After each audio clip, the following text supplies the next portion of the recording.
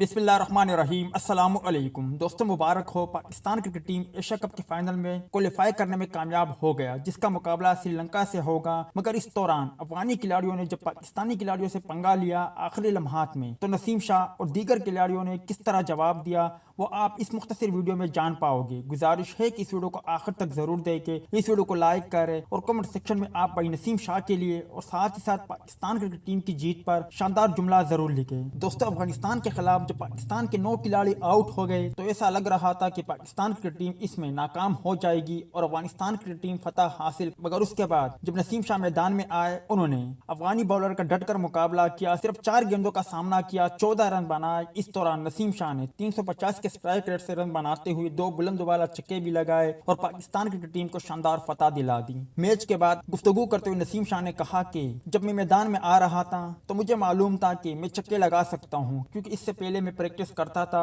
और आज जब मुझे मौका मिला तो मैंने भरपूर जवाब देते हुए पाकिस्तान की जीत में कलीदी किरदार अदा किया। दोस्तों, आज के मैच में सही लम्हों में जो लम्हा नसीम शाह के साथ हुआ, मतलब कि जब उन्होंने छक्के लगाए, वो सोशल मीडिया पर काफी तेजी से वायरल हो रहा है। आप नसीम शाह के बारे में क्या कहेंगे? कमेंट सेक्शन में लाजमी तौर पर बताएं।